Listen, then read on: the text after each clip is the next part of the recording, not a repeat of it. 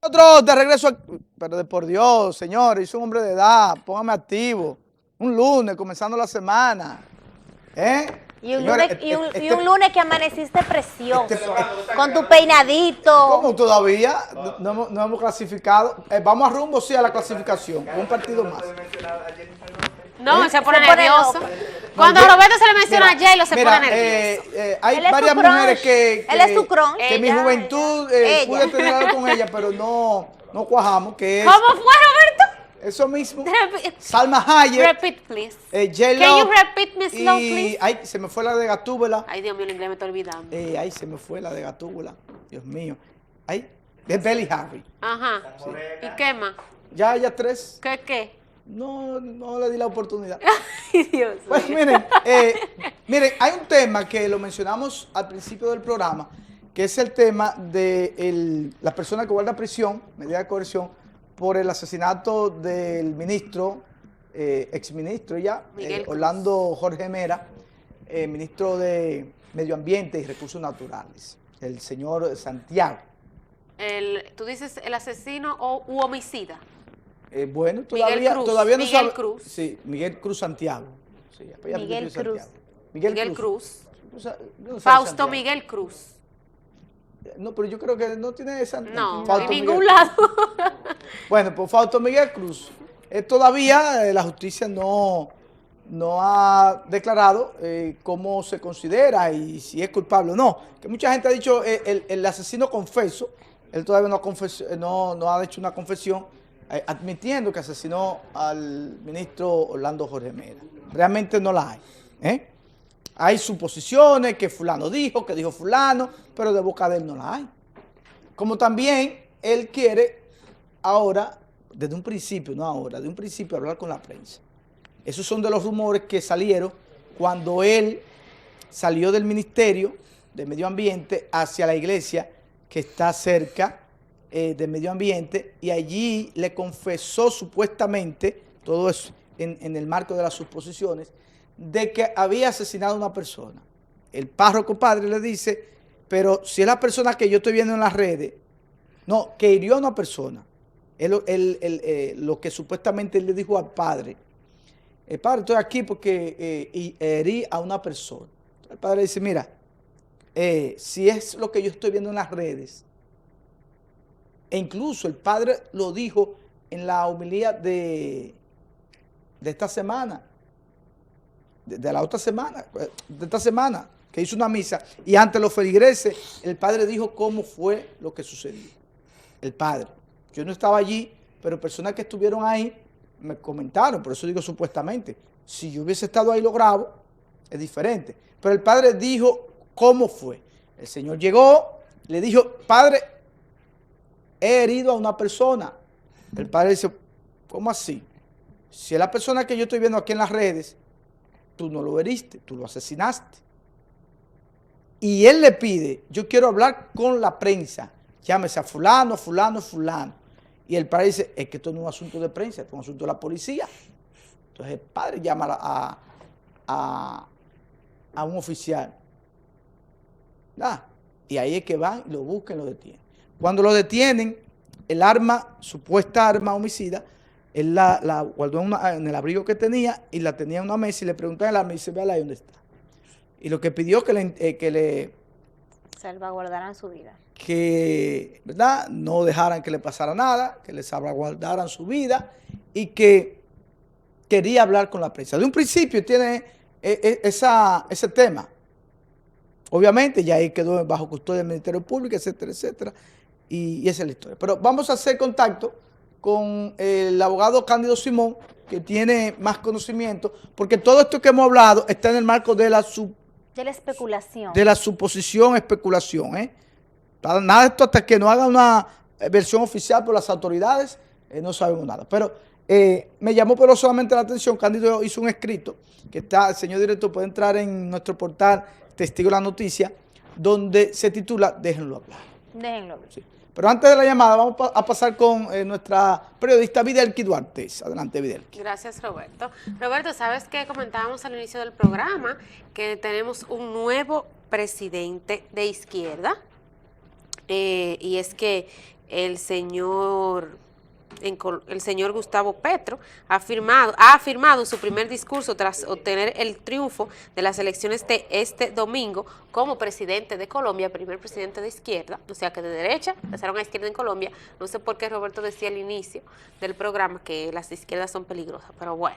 El nuevo presidente de Colombia ha enfatizado que su objetivo principal es la paz y para ello ha propuesto un gran acuerdo nacional.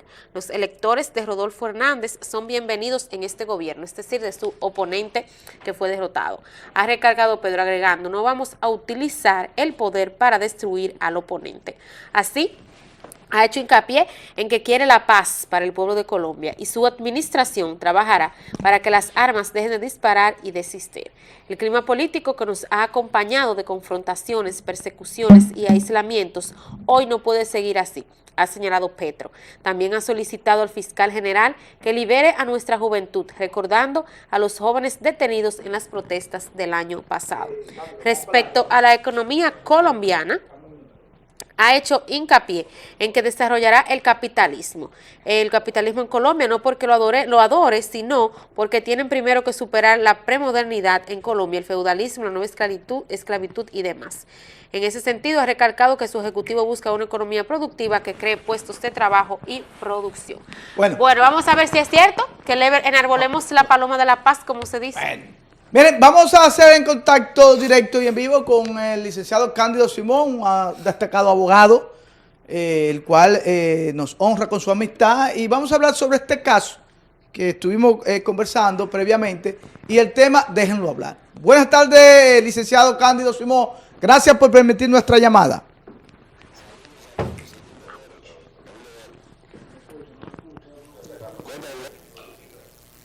Cándido, hemos leído sobre el tema que tú has estado escribiendo sobre el asesino, vamos a decir así, del ministro Orlando Jorge Mera, sobre déjenlo hablar. ¿Por qué tú dices que hay que dejarlo hablar? Bueno, fíjate, se trata de el homicida Cruz. Miguel Cruz es la persona que está imputada, no está aún acusada, por el homicidio de Orlando, el ministro de Medio Ambiente, en su despacho. Hay hechos ahí no controvertidos. Un hecho es que él lo mató. Ese es un hecho que no está controvertido. Hay muchas evidencias que dan cuenta que fue él. Otro hecho no controvertido es que una vez que hubo una discusión previo a esto, hay un hecho no controvertido que eran amigos de infancia, compañeros de escuela en el Colegio La Salle, donde me dicen que también estudió el presidente de la República y Orlando Jorge Mera. Cuando lo menciono a ellos, no estoy necesariamente vinculando al presidente de la República con un tema o el otro, sino que recuérdense que el presidente de la República es hijo de don Rafael Abinader, que era un hombre bastante adinerado y de mucha reputación moral. Orlando Jorge Mera lo era de Salvador Jorge Blanco, que era un abogado en esa ocasión cuando él era niño, muy reputado a nivel nacional y un alto dirigente del entonces fuerte Partido Revolucionario Dominicano. De hecho, Salvador Jorge Blanco fue uno de los juristas que participó en el proceso de pacificación de la guerra del 65 por la contraparte dominicana. Lo hicieron eso desde la Asociación Dominicana de Abogados de Adoma, que está ahí en el Conde. Salvador Jorge Blanco fue el que dirigió el equipo de juristas que por la parte dominicana lograron una intervención con la OEA, la pacificación de la guerra del 65, para que tengamos una idea de quién se trata. Consecuentemente, y además, su madre era de apellido Mera, de los Mera de Santiago. Les quiero decir con estas dos referencias que eran personas de origen bien adinerado, primero, y segundo, este joven, aquella vez niño homicida, Miguel Cruz, también estudió en ese colegio que solo estudiaban los ricos. No era hijo tampoco de un cualquiera, era hijo de un ex general que fue, se llamaba comandante en jefe de la Fuerza Aérea Dominicana en el gobierno de Salvador Jorge Blanco. Es decir, se conocen de infancia, son amigos de infancia, compañeros de estudios, y ahora era evidentemente su amigo más cercano, porque entraba a su despacho, al despacho de Orlando, solo acompañado con él, sin tener que requisarlo ni nada, por una parte. Y por otra parte, finalmente a donde voy es a lo siguiente. Él presenta unas características en ocasión del homicidio. Quiero repetir la palabra homicidio, porque decir asesinato implicaría asumir como verdad que él lo hizo con premeditación o que se preparó para eso, y esa parte lo dice el Ministerio Público, pero aún no se ha corroborado. Es bueno retener, y ustedes como comunicadores retengan, que lo que dice una de las partes en el proceso no es necesariamente la verdad, sino su verdad. Por eso digo que cuando el Ministerio Público, que no es más que una parte en el proceso, plantea una teoría de su caso, eso no significa necesariamente que se vaya a convertir en sentencia. Hay varios casos en San Francisco de Macorís paradigmáticos que el Ministerio Público dijo, por ejemplo, en el caso Marley Martínez, que procedía a una pena de 20 años y la condenaron a 2 y ya está en libertad. Es decir, la verdad es lo que es cuando el juez la convierte en verdad a través de una sentencia y no ha llegado todavía ese punto. Consecuentemente, yo recomiendo que jurídicamente, por ahora, en términos comunicacionales, le llamen el homicida, porque el homicidio es el concepto. El asesinato es una modalidad de homicidio. Homicidio cuando tú matas a una persona, pero puede ser por accidente también, o puede ser un homicidio excusable, o puede ser premeditado, en cuyo caso las penas serían 30 años, y si el arma es ilegal, le corresponden hasta 40 años, pero todavía no es momento de hablar de asesinato primero. Y segundo, importante esto, he visto que medios incluso muy tradicionales, de mucha reputación, entre otros como el Listín Diario, hablan y Diario Libre, medios que son muy tradicionales, hablan de confeso asesino. ¿De dónde sacaron que él ha confesado? Han dicho que él dijo. ¿Quién dijo que él dijo que le dijeron? Óigame, ¿quién? Luisín Mejía, que le dijo a los medios de comunicación que el sacerdote a donde fue a entregarse Miguel Cruz le dijo a Luisín que Miguel le dijo al sacerdote, ¿me siguen? Sí. Que él había matado a una persona. Consecuentemente, déjenme decirles, eso no es confesión, es una declaración por referencia, que en derecho no es válida. Eso se lo digo porque la verdad jurídica no es necesariamente la verdad material y viceversa. Importa tener entonces que recomiendo y sugiero que hasta que venga una decisión que lo declare culpable de lo que fuere, se asuma como un homicidio por una parte, y que no sigan diciendo que él confesó asesino porque no lo ha confesado a nadie. La confesión, para ser válida, dice el artículo 104 del Código Procesal Penal, debe ser voluntariamente, de manera espontánea, en presencia y con asistencia de su abogado ante un juez o un fiscal, y eso no ha pasado todavía, por una parte. ¿Saben quién sí es confeso? Alejandro Girón, en el caso del pulpo. Ese sí hizo una confesión, no ante el país, no, sino lo hizo ante un juez asistido por su abogado, y lo hizo espontáneamente, de manera voluntaria y con conocimiento de causa. Ahora bien, lo que he planteado son dos cosas, que es una tesis que digo es una perspectiva, es una posibilidad. Es que pudo ser, oiga lo que estoy diciendo, y eso fue lo que publiqué primero, pudo ser un homicidio excusable. ¿Qué significa esto? Que dice los artículos 321 y 326 del Código Penal que cuando el homicidio sucede como consecuencia de provocación de la víctima o de amenaza de la víctima o de vías de hecho, que significa que le dé una bofetada o algo de esos de parte de la víctima, y no hay constancia de que no calificaría por la vía de hecho, porque no se ha subido la información de que Orlando le haya dado una bofetada o no sé qué cosa. No ha subido la información de que Orlando lo haya amenazado. Ahora, lo que sí es cierto es que estaban discutiendo en el despacho.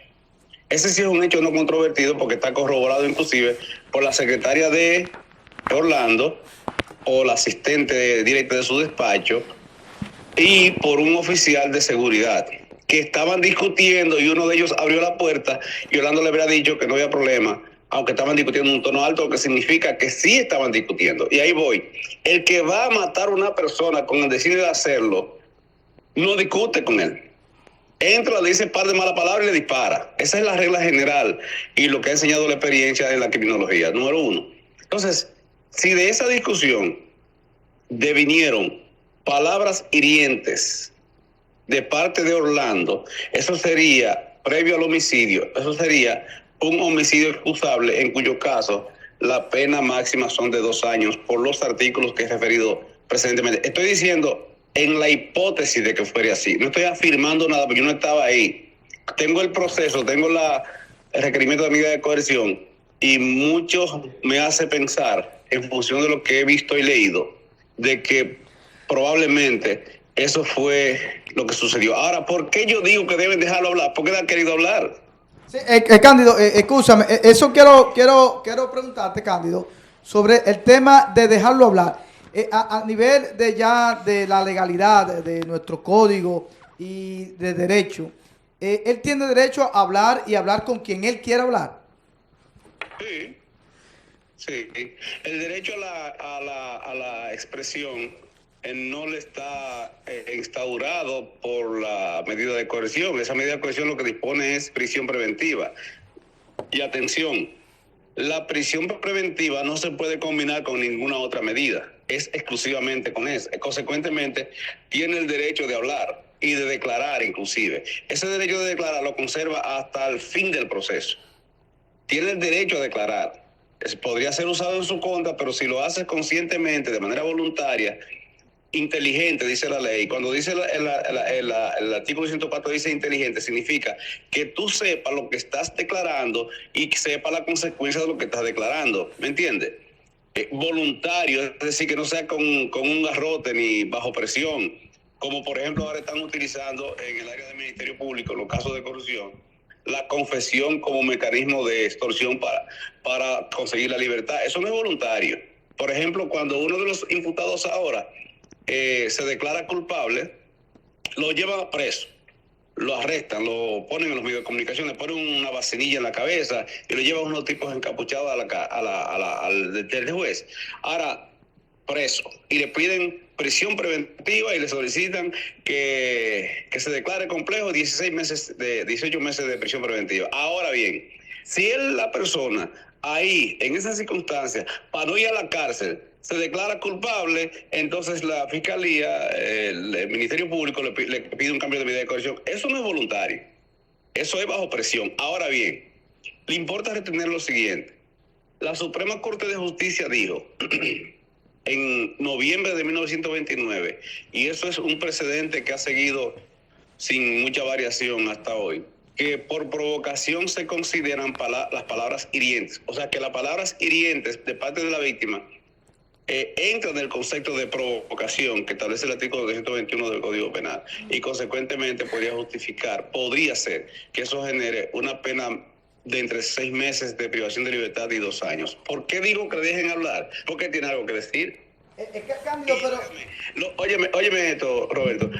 Las únicas personas que saben lo que se discutió ahí y por qué discutían, las únicas que saben son Orlando Jorge Mera, y está muerto, y Miguel Cruz. Pero además, señores, nosotros tenemos el derecho a saber, nosotros tenemos el derecho constitucional a ser informados. ¿Y quién es la fuente? Es él. Que vaya a mentir, asunto suyo. Si miente, la ley no le sanciona por eso. Al imputado no. Si un testigo miente, sí. Él tiene el derecho a mentir inclusive. Ahora, vamos a escuchar su verdad. Él ha dicho que quiere hacerlo, sí, van 2 veces. Fíjese que cuando él sale por la parte de atrás, yo diría, dicen que se dio a la fuga. Óigame, si no sale de ahí y no estuviera vivo, vamos a verlo así, lo linchaban ahí, pero de todas maneras, o le disparaban. Por la razón que fuere, él salió y se fue a la iglesia. La iglesia está aproximadamente a 2 kilómetros de donde está el Ministerio de Medio Ambiente, en la misma calle que Cayetano Hermosén, quedan cerca. Es decir, él tuvo un tiempo para pensar, para reflexionar y arrepentirse, y no lo hizo arrepentido. Primero. Segundo, a mí me comentó un comunicador de esos que estaban ahí cuando lo sacaron de la iglesia, que le comenzaron a hacer preguntas a distancia, pues no permitieron que ningún comunicador se acercara, y me dice que él vociferó, fue por honor, ¿Oyeron? No estoy diciendo que sea inocente o culpable, ese no es mi escenario, no. Estoy diciendo que desde el punto de vista estrictamente forense, es útil que le den, le permitan expresarse. Ahora bien, ¿tiene derecho a convocar una rueda de prensa en la cárcel? Eso es lo que quiero, Cándido, puntualizar. Estuvimos hablando sobre si él tiene, o sea, si lo asiste el derecho de que él convoque, porque él incluso ha puntualizado algunos medios para que estén, y si eso se puede transmitir en vivo o grabado, dando un poquito de luz sobre cómo sería en caso de que se permita y quién sería la persona que autorice, si la Procuradora Fiscal General de la República o si solamente un fiscal, o quién tiene la autoridad para poder aprobar ese encuentro con los medios que él quiera hacer. Mira, la Constitución no lo prohíbe, ni la ley lo prohíbe. Ahora, el protocolo, el reglamento de protocolo del manejo de los internos tiene algunas restricciones. Ahora bien, como por ejemplo, él no puede hacer una convocatoria masiva, del mismo modo que no puede ir toda la familia y todos los vecinos y todos los amigos a visitarle. Es decir, por una cuestión de protocolo y de seguridad. Pero además de eso, por el mismo tema de la pandemia y las enfermedades que podrían contagiarse. Ahora bien, tiene el derecho y el protocolo permite que vaya uno o dos medios, como él ha pedido. Por ejemplo, él pidió que le entrevistara a gente de la Z. Él pidió que fuera Alicia y creo que Nuria y OCDN. O sea, puede ir un medio de esos. ¿Lo han hecho en otras ocasiones? Sí, claro que lo han hecho. Hay muchísimas. Le voy a dar un ejemplo. Yo fui abogado de Laura Hernández, una periodista puertorriqueña hace muchos años. Y estando ella privada de libertad,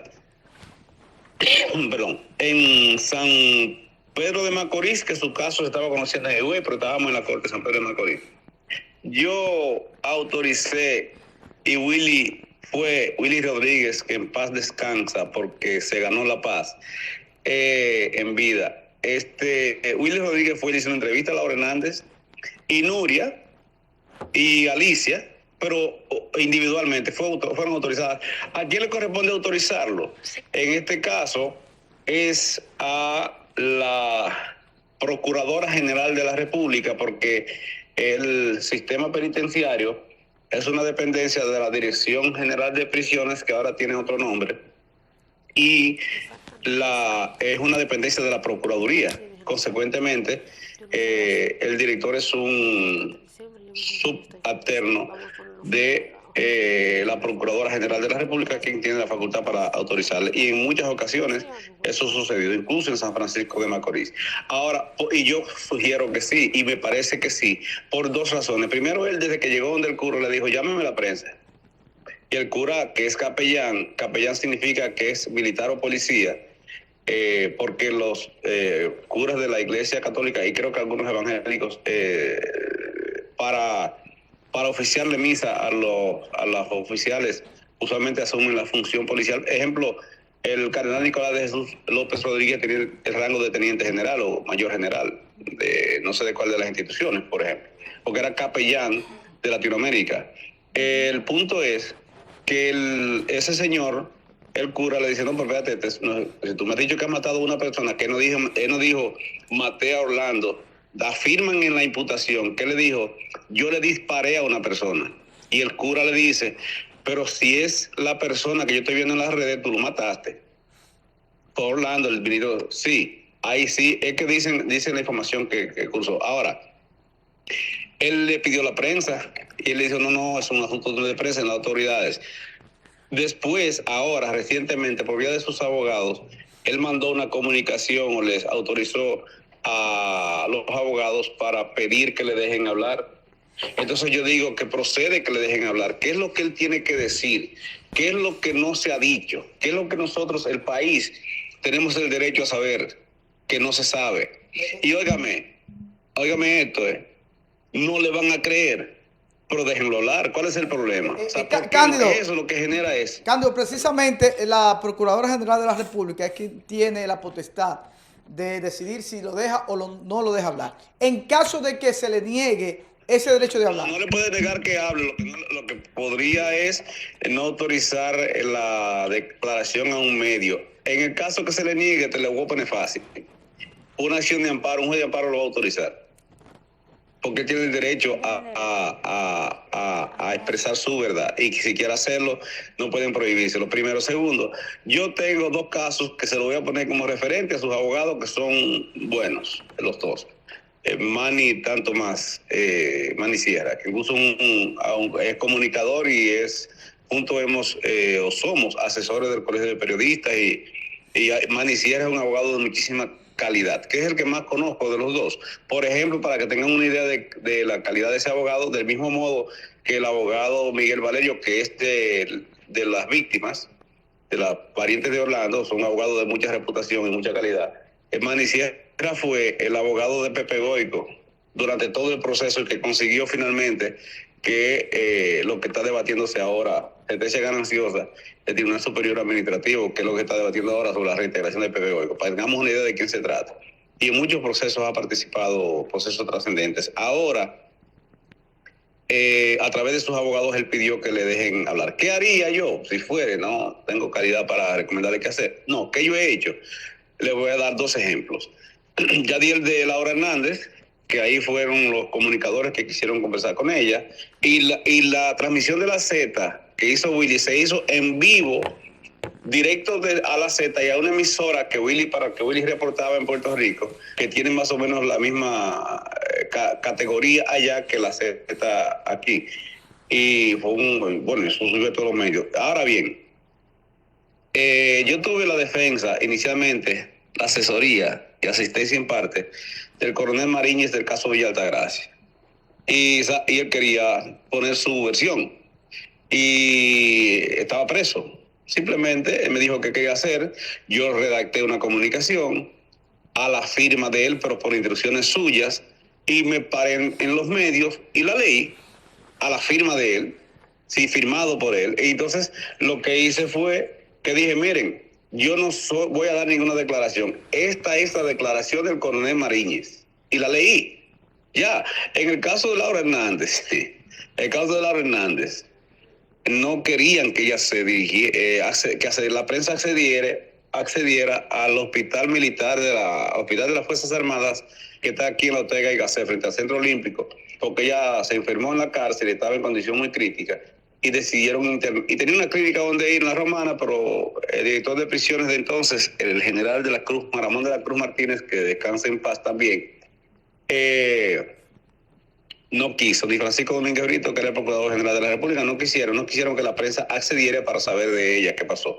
Vino un periodista de Puerto Rico y dijo, mire, yo soy amigo de Laura, yo vine a entrevistarla, un paparazzi activo de eso. Y simple. Alguien introdujo una cámara, él no accedió, pero una de las personas que tenían acceso a ella la grabó. Él le hizo las preguntas, le escribió las preguntas, ella la leyó, y como ella es comunicadora, le respondió como si estuviera respondiéndole a él. Asunto resuelto. Y eso se grabó y se difundió. Y pareció que él entrevistó a Laura. Oye, me se estaban rascando las vestimentas. Así se hizo. Y a los abogados que tenemos, que somos jóvenes cargados de años, nos aprendemos algunas maneras, inteligencia se llaman, para que eso pase. No lo veo tan complicado. En todo caso, ya es un asunto de cómo hacerlo y quién hacerlo, ya es un tema de los abogados de él. Yo sí pienso que el país tiene el derecho a saber su versión. Gracias a Cándido Simón, abogado, y quien nos prestó estos momenticos para darnos a conocer, ¿no?, el por qué debe de hablar. Vamos al corte, señor director. Y con su equipo estelar, actualidad, deporte, noticias, cocina, tecnología, te divertirás.